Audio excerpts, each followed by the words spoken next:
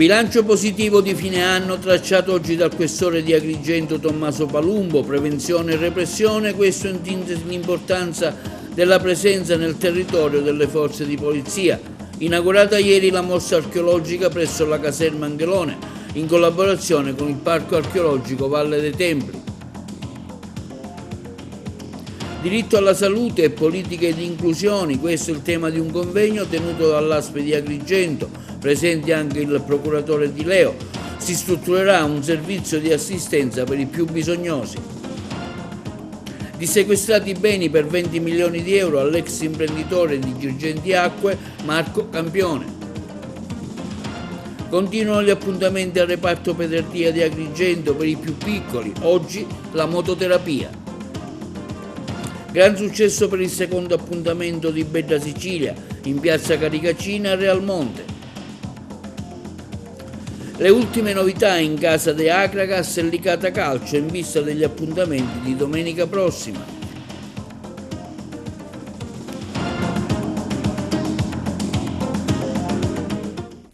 Buongiorno, benvenuti oggi con un nuovo appuntamento del nostro TV Notizie. Un bilancio positivo di fine anno è stato tracciato oggi dal questore di Agrigento Tommaso Palumbo, un momento anche per lo scambio degli auguri per la stampa, il servizio, l'intervista allo stesso questore. È un bilancio positivo quello di quest'anno?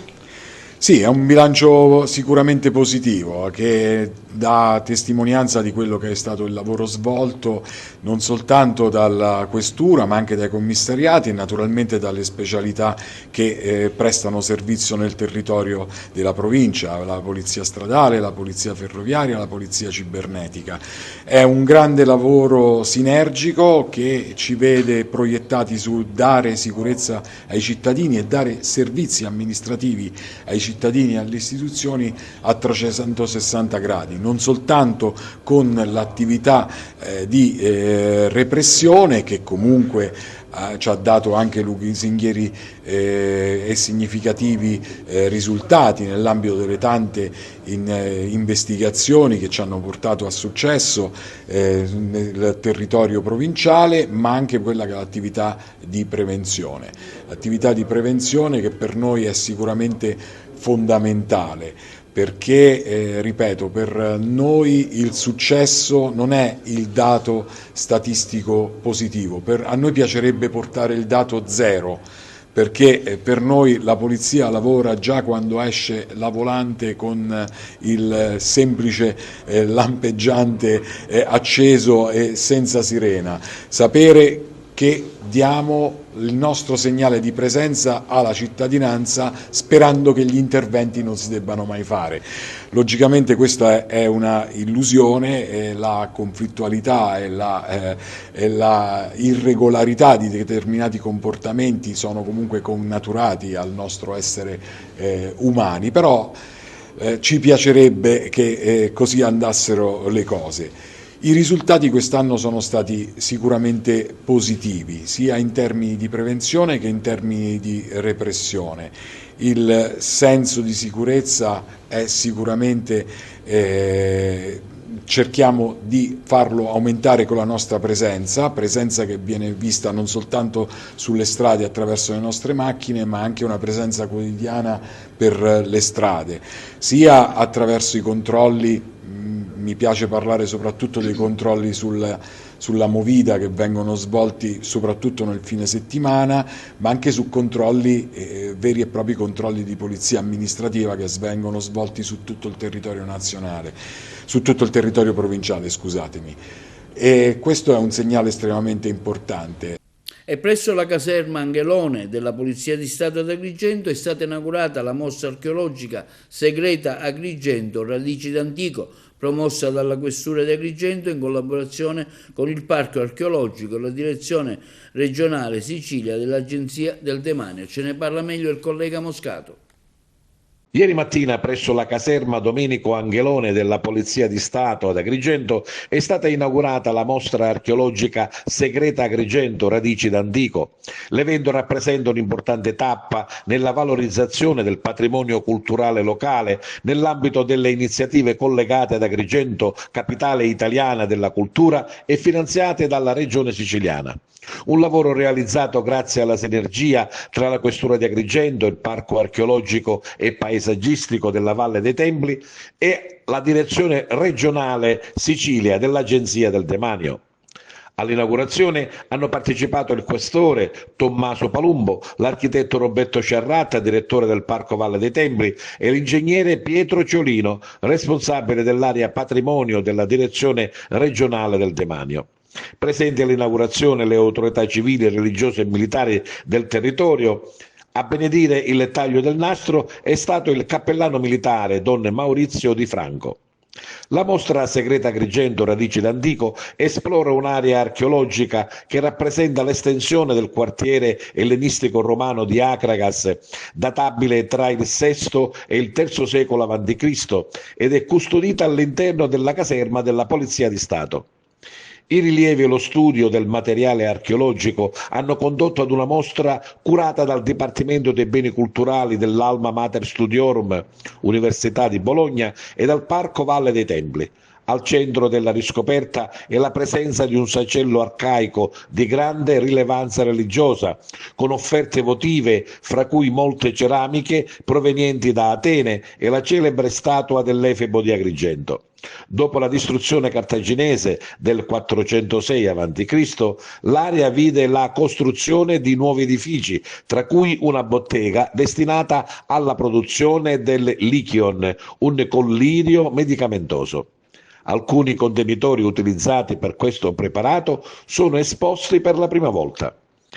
Il titolo Segreta Agrigento, radici d'antico, evoca la tradizione erboristica di questi preparati e il legame con il giardino botanico, luogo della scoperta dell'Efebo di Agrigento. Un interessante convegno si è svolto oggi presso il Palacongressi di Agrigento, organizzato dalla stessa ASP, che ha visto la presenza, tra gli altri, del procuratore di Agrigento Di Leo, del direttore della Caritas Valerio Landri. Si è discusso di diritto alla salute e politiche di inclusione. L'ASP di Agrigento provvederà inoltre a istituire un ufficio sulle politiche di inclusione. L'intervista al direttore dell'ASP di Agrigento.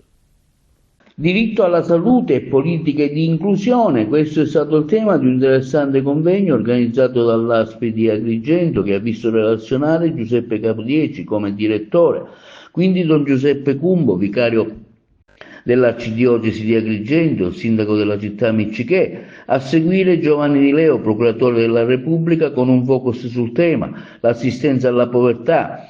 Ha introdotto i lavori Salvatore Castellano, direttore sia VASP di Agrigento, Valerio Laspi, direttore della Caritas di Agrigento.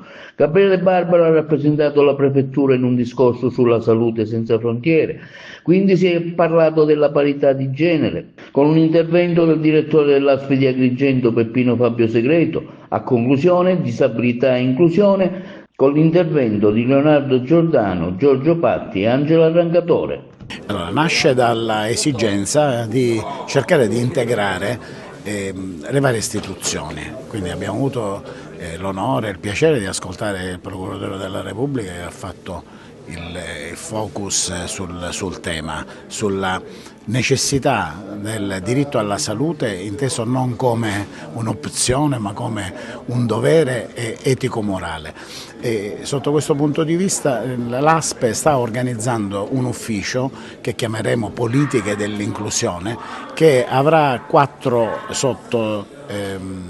organizzazioni, uno per l'assistenza ai poveri, uno per la parità di genere, uno per la disabilità e l'inclusione ed un altro proprio per Salute Senza Frontiere, per assistere agli immigrati, perché pensiamo che le politiche dell'inclusione siano uno dei doveri dell'assistenza verso l'utenza in senso generale, però c'era la necessità di fare il punto con le altre istituzioni, qui c'è l'INPS, la prefettura, le organizzazioni del terzo settore, perché tutti insieme possiamo riuscire a migliorare la qualità dell'assistenza. Dissequestrati i beni a Marco Campione, ex patrono di Girgenti Acque, per circa 20 milioni di euro. Il sequestro risale al 2022, ce ne parlano meglio i colleghi di Trapani. Va escluso che le imprese di Marco Campione siano frutto di attività illecita. I giudici della sezione misure di prevenzione del Tribunale di Palermo hanno rigettato la richiesta di confisca e revocato il sequestro dei beni dell'ex patron. La procura di Agrigento aveva chiesto la definitiva acquisizione dei beni al patrimonio dello Stato, respinta anche la richiesta di misure di prevenzione personale.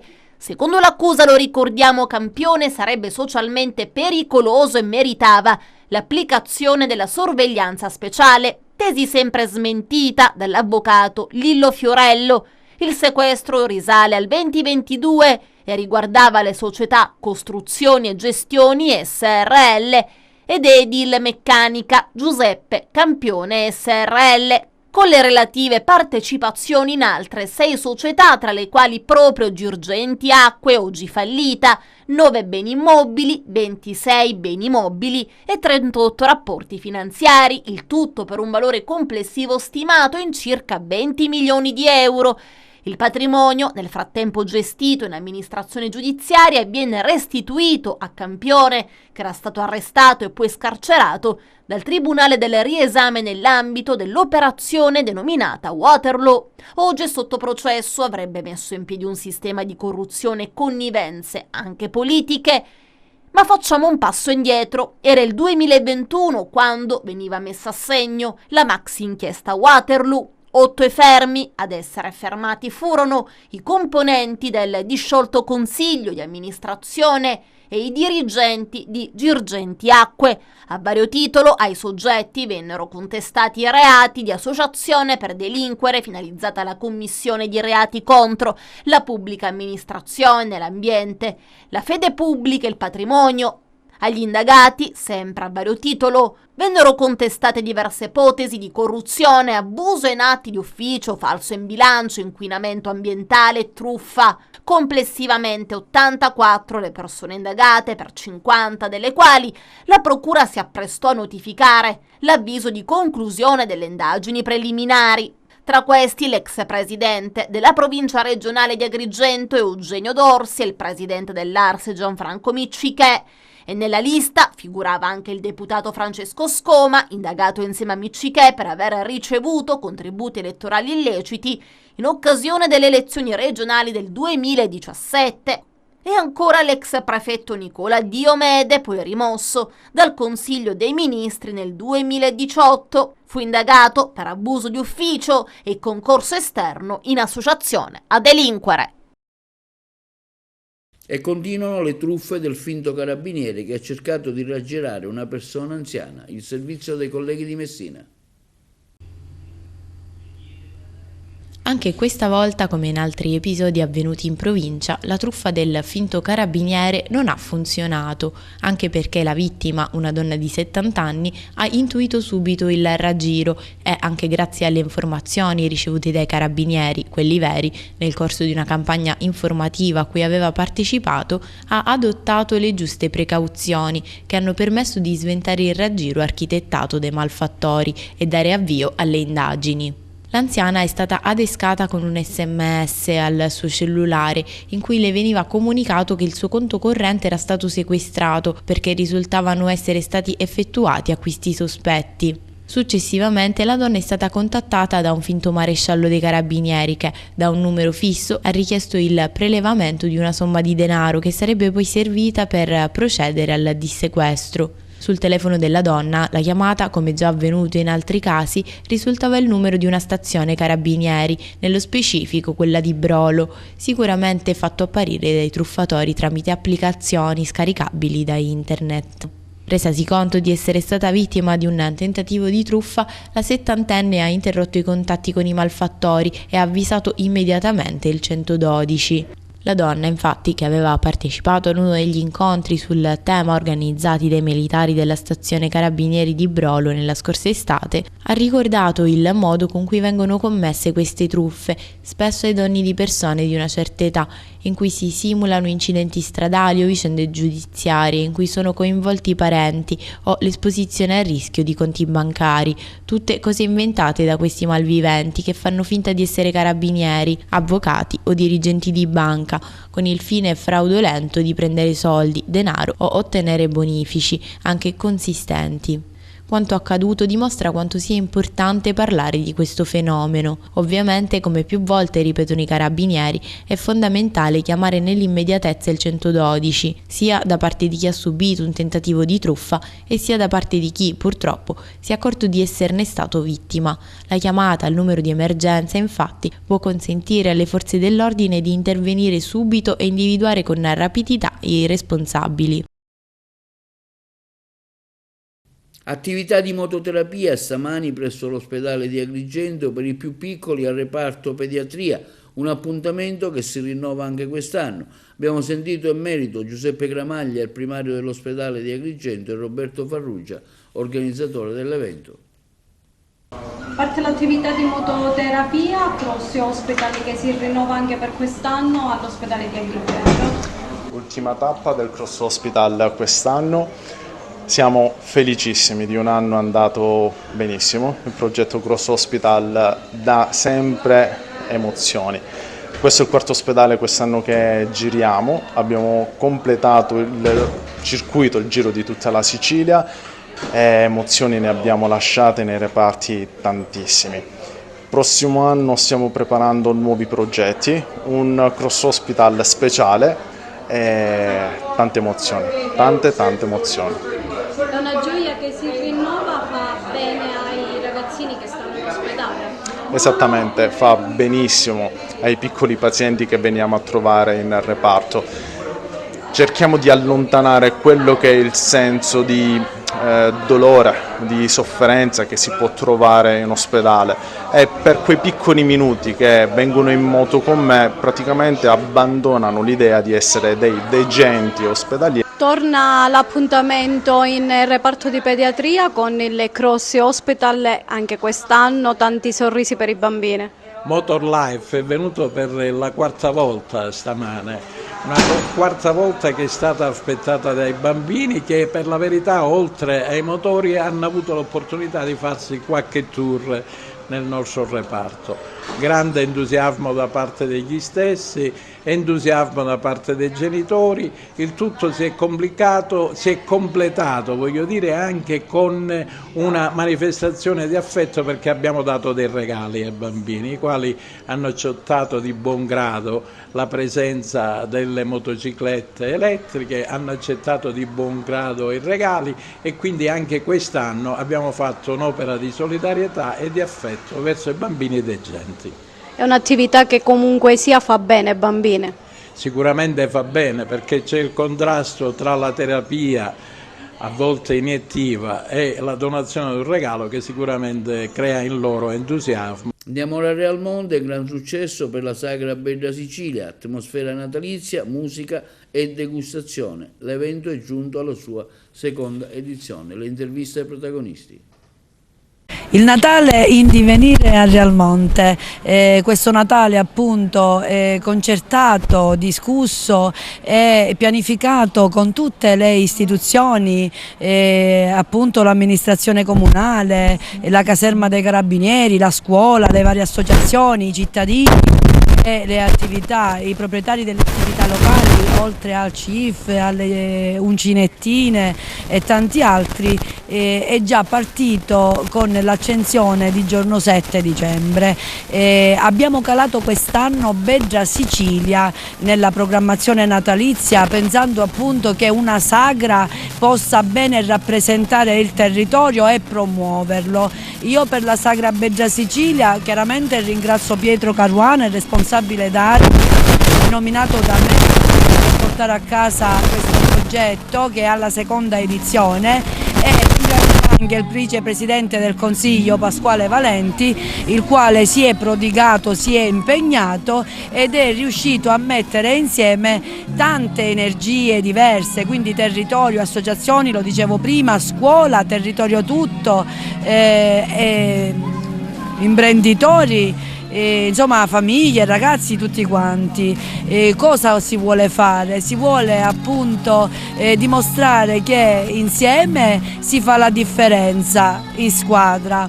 Solido non si va da nessuna parte, è che il territorio deve essere promosso e valorizzato attraverso le sue risorse ed è quello che stiamo facendo. Il progetto Beggia Sicilia è un progetto ambizioso, è alla seconda edizione, dicevo, e lo stiamo valutando per la Capitale della Cultura 2025, per la settimana che sarà dedicata a Realmonte, città della Scala dei Turchi. Chiaramente questo Natale in divenire è scandito da tanti appuntamenti. Abbiamo iniziato con la cerimonia di accensione giorno 7, a seguire l'identità e la tradizione, Santa Lucia, tutte le feste di tipo religioso, Beggia Sicilia. Giorno 20 faranno un concerto i ragazzi dell'istituto comprensivo, andremo a trovare anche l'istituto, i ragazzi e quant'altro, quindi siamo già stati in visita dai nostri nonni presso le associazioni e o cooperative che si occupano dei nostri nonni, la comunità dell'associazione Acquarinto che a Realmonte è accolta ed è diventata parte integrante e sostanziale di questo del processo di crescita e del territorio. Non posso che ringraziare anche il professore Carrubba che è impegnato in Beggia Sicilia per le attività culturali, è impegnato per quanto riguarda i ragazzi della Palladium, ma anche per le esibizioni di ballo di ragazzi appunto del territorio. Che dire, io lo dico sempre, si deve andare verso la via della bellezza che passa attraverso i valori della cultura, della legalità, del rispetto per l'ambiente, per gli altri, il rispetto delle norme, la crescita a tutto tondo e la capacità di discernimento. Quindi andiamo avanti così, siamo nella giusta direzione. Un ringraziamento chiaramente va anche al personale comunale, nonché a tutta l'amministrazione che io qui stasera rappresento. Grazie alle attività che hanno scommesso sul territorio di Realmonte, sia locali che non, grazie alle associazioni presenti questa sera, Palladium, CIF, Uncinettine e tanti altri, grazie a Realmonte e non solo, grazie ad una comunità che crede nel lavoro di squadra.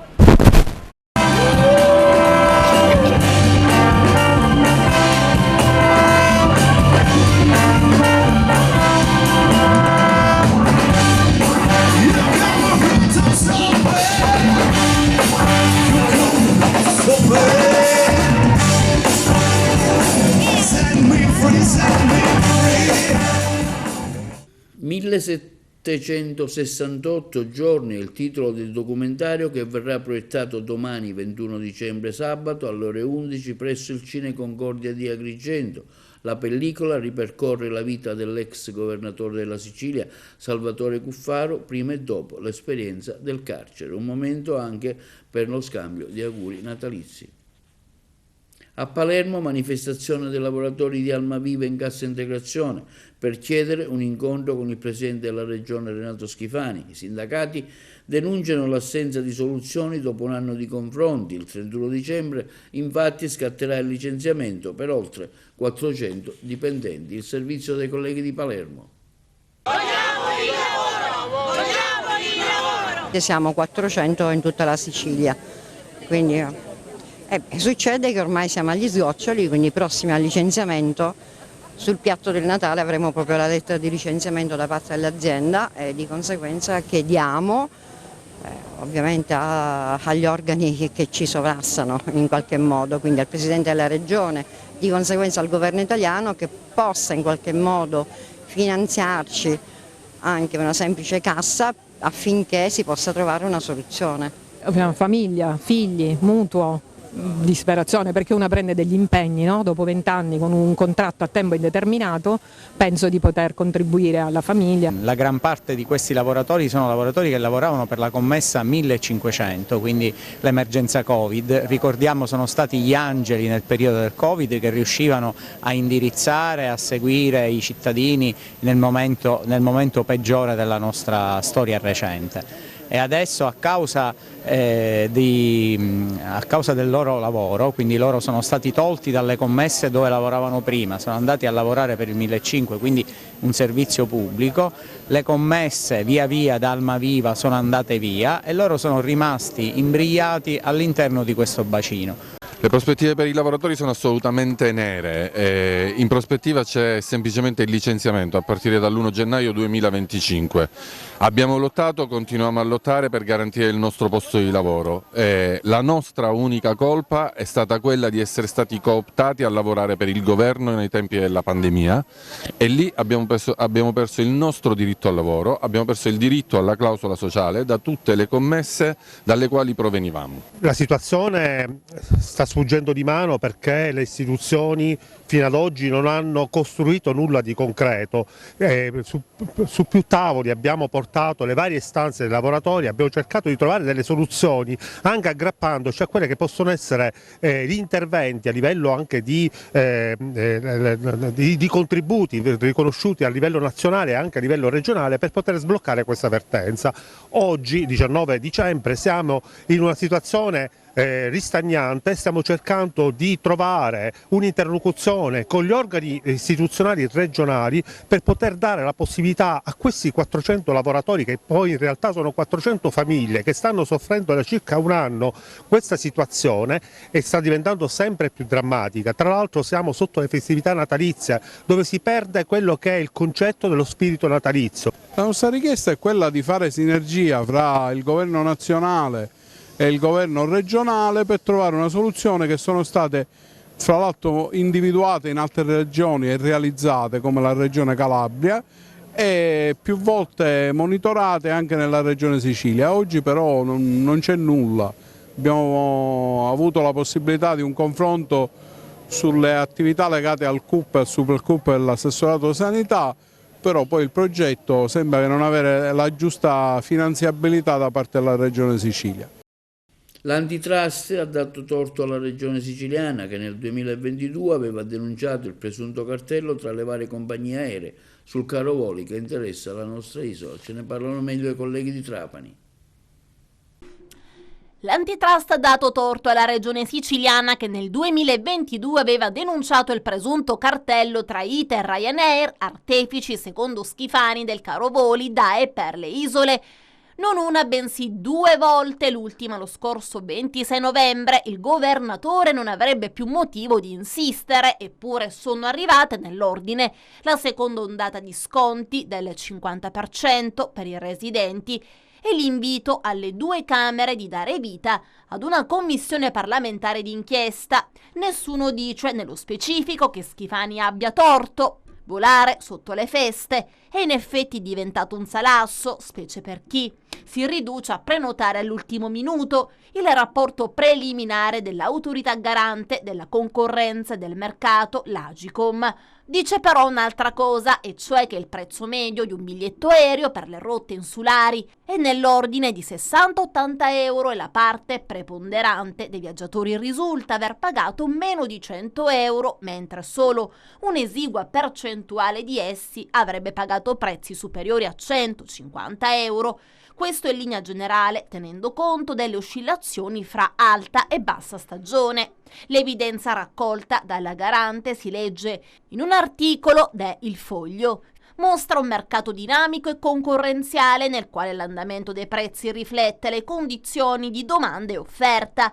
Se si comprano i biglietti in anticipo, dice l'antitrust, si risparmia fino a circa il 50%, mentre i prezzi aumentano a ridosso di festività quali Pasqua, Natale e Capodanno. È qualcosa che gli utenti hanno intuito da tempo, ma che ora l'antitrust conferma con 200 pagine di approfondita analisi. Eppure Schifani aveva convinto persino il ministro per le imprese e il Made in Italy Adolfo Urso a metterci la faccia. Era stato proprio Urso, con una prima visione del decreto asset, a proporre un tetto al prezzo dei biglietti. L'idea fu trasformata poi in qualcos'altro: attribuire all'antitrust la facoltà di utilizzare gli esiti delle indagini conoscitive per imporre alle imprese interessate ogni misura strutturale o comportamentale necessaria e proporzionata al fine di eliminare le distorsioni della concorrenza.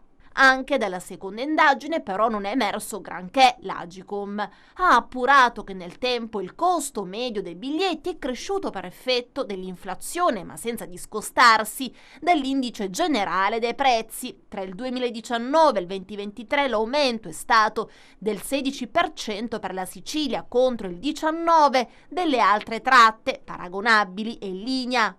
Nel corso dell'anno infatti il 70-90% dei viaggiatori per la Sicilia e la Sardegna ha pagato meno di 100 euro e solo il 10% circa dei biglietti per le isole sarebbe costato più di 150 euro. Anche la tesi di Urso viene dunque sconfitta ed emerge piuttosto l'assenza di specificità nei meccanismi di definizione dei prezzi utilizzati per i voli da e per la Sicilia e la Sardegna. Forse per andare incontro alla categoria dei ritardatari che Schifani, assieme all'assessore ai trasporti Aricò, ha messo in campo le ultime iniziative, cioè una scontistica raddoppiata rispetto a fine 2023, con la previsione di far risparmiare il 50% ai siciliani che volano nel periodo compreso tra il 7 dicembre e il 6 gennaio, per garantire ai siciliani di tornare a casa per le festività natalizie. Schifani si è anche inventato, così si può dire, il Sicilia Express, che impiegherà 22 ore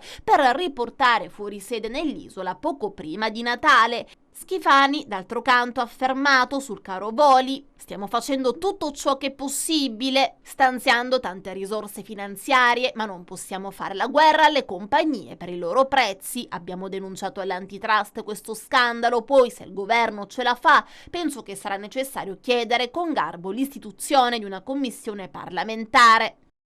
Linea alla regia per la pubblicità. Nella suggestiva location della Marina Convention Center al Molo di Palermo si è svolta la presentazione del calendario istituzionale 2025 della Guardia Costiera, che celebra i suoi 160 anni di storia delle Capitanerie di Porto. Ce ne parla meglio Moscato. Nella suggestiva location della Marina Convention Center, Molo Trapezoidale di Palermo, si è svolta la presentazione del calendario istituzionale 2025 della Guardia Costiera, un'opera d'arte che celebra i 160 anni di storia delle Capitanerie di Porto. Il calendario, realizzato dall'artista Leonardo Petrucci attraverso 12 tavole caratterizzate da diversi stili pittorici, sfrutta l'intelligenza artificiale per creare un linguaggio visivo innovativo, capace di raccontare l'evoluzione e le missioni delle Capitanerie di Porto Guardia Costiera in modo coinvolgente e contemporaneo. L'evento, condotto dalla giornalista Elvira Terranova, ha visto la partecipazione delle più alte cariche istituzionali regionali. A fare gli onori di casa il direttore marittimo della Sicilia Occidentale, contrammiraglio Raffaele Macauda, che ha raccontato il percorso che ha portato alla realizzazione dell'edizione 2025 del calendario della Guardia Costiera. Un calendario originale, ha detto, nella tecnica e nel linguaggio, affidato a un emergente artista che ha saputo riassumere in 12 opere l'evoluzione delle Capitanerie di Porto nei suoi 160 anni di storia, un traguardo che verrà celebrato proprio nel 2025. Il calendario porta come titolo "Ancorati al passato con rotta verso il futuro". Come da consolidata tradizione, la realizzazione del calendario si è avvalsa della collaborazione dell'Istituto Poligrafico Zecca dello Stato e i proventi derivati dalle vendite del calendario saranno destinati a progetti di beneficenza a favore dei bambini, grazie alla collaborazione tra Guardia Costiera e Unicef Italia, di cui la Guardia Costiera Italiana è Goodwill Ambassador. Inoltre è stata presentata la roadmap degli eventi connessi alla celebrazione del 160° anniversario delle Capitanerie di Porto Guardia Costiera. Sono state pianificate numerose iniziative, tra cui eventi a carattere culturale, sportivo e cinematografico che si terranno nel corso del 2025 su tutto il territorio nazionale, durante i quali si ripercorrerà la storia del Corpo quale istituzione erede di quel patrimonio competenze che da oltre un secolo e mezzo affianca la storia del Paese, esaltando i valori che animano quotidianamente l'operato delle donne e degli uomini della Guardia Costiera.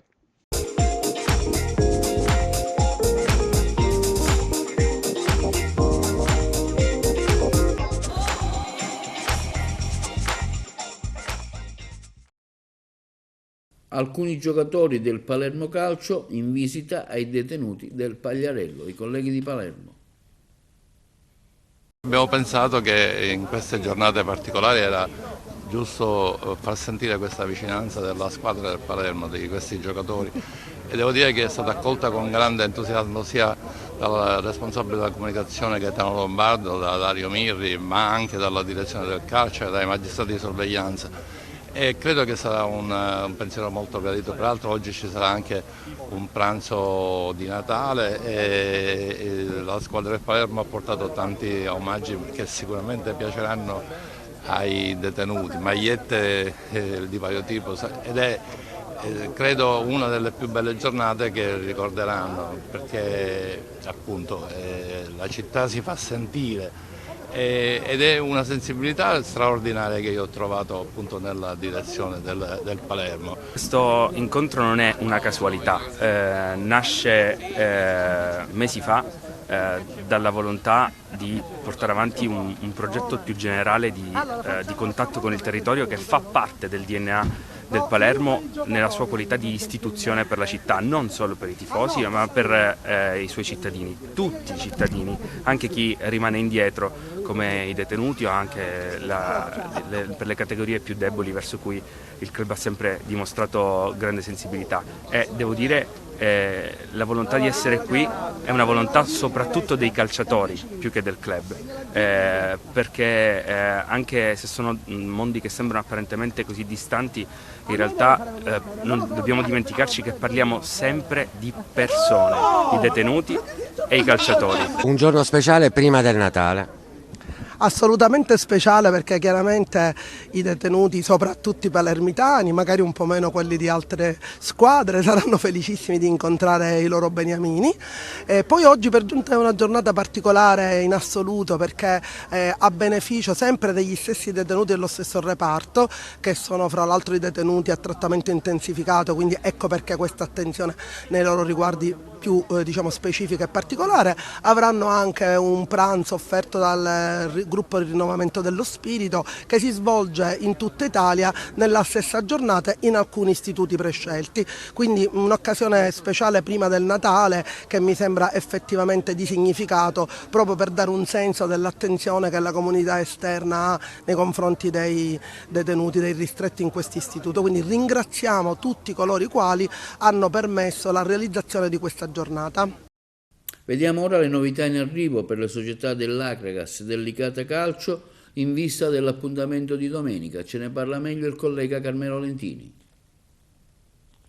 Il neopresidente dell'Acragas, Emanuele Canzonieri, ha voluto lanciare un messaggio diretto ai tifosi e l'ha fatto attraverso il gruppo Facebook La Vera Acragas. Lo stesso ha voluto chiarire e confermare che si sta lavorando H24 per l'obiettivo salvezza. In questi giorni verranno presentati i nuovi acquisti. Canzonieri ha confermato la sua presenza ad Agrigento già dal prossimo venerdì per pianificare ogni cosa e dirigere in prima persona le operazioni insieme al resto della società.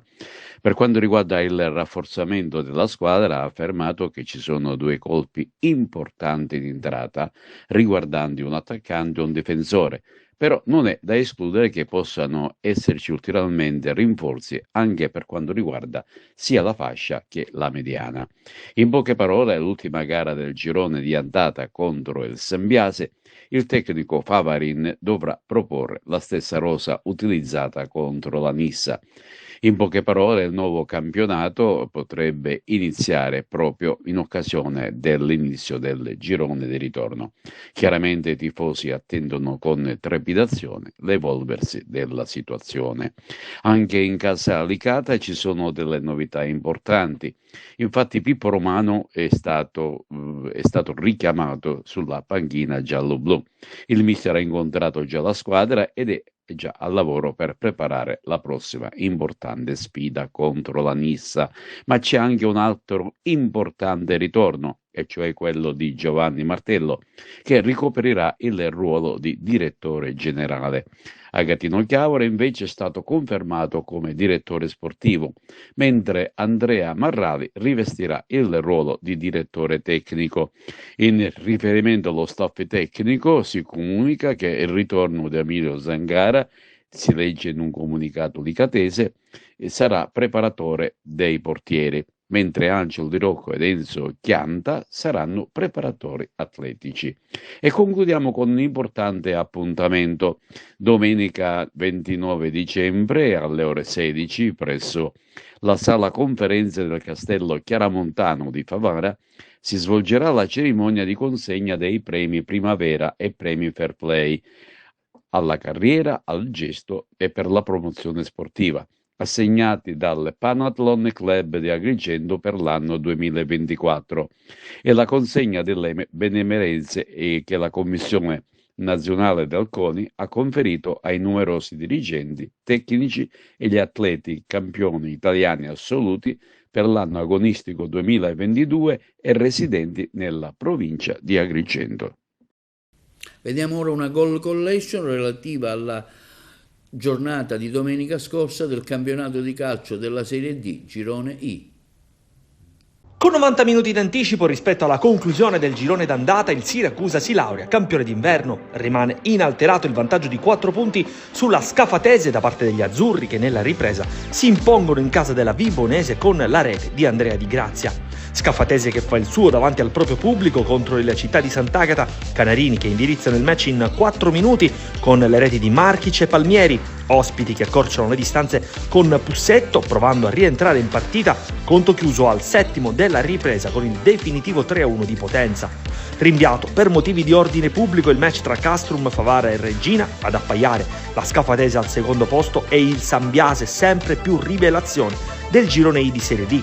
Ai giallorossi in striscia utile da ben 10 partite assegno Ferrara e Zerbo per il Paternò, rete della bandiera ad opera di Guida. 3 passetti in avanti per la Nissa, che deve attendere il 90° per far esplodere il Tomaselli nel derby contro l'Akragas grazie all'incornata vincente di Samachè.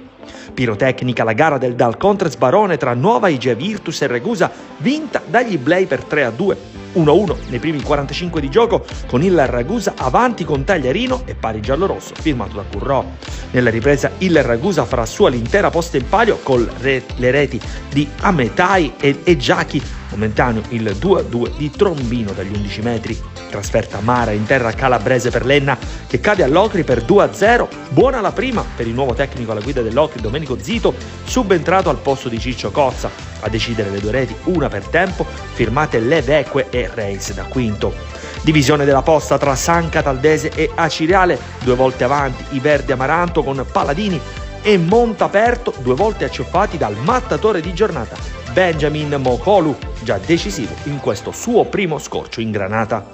Retrocede al penultimo posto il Licata, sconfitto per 2-1 in zona Cesarini. Sorride il Pompei, che ribalta la rete di Mina Cori con Trieste e Puntoriere. Pompei che tocca quota 19 punti uscendo temporaneamente fuori dalla corsa play-out. Sarà quest'ultima una lotta punto a punto che coinvolge dalla Nissa all'Akracas 12 squadre in 11 punti, vera bagarre giunti al giro di boa di un equilibratissimo girone I di Serie D. E questo è tutto per TV Notizie di oggi. Vi ricordiamo che i nostri programmi si possono vedere in tutta Italia sul canale del digitale terrestre 268 per chi ha le smart TV, in streaming sul sito www.televideoagrigento.tv e il telegiornale sul canale 93 di Video Sicilia alle 15 e alle 20 con replica la mattina alle 9. Inoltre i nostri servizi possono essere visionati sul canale YouTube di Televideo Agrigento. E questo è tutto e vi auguriamo una buona serata.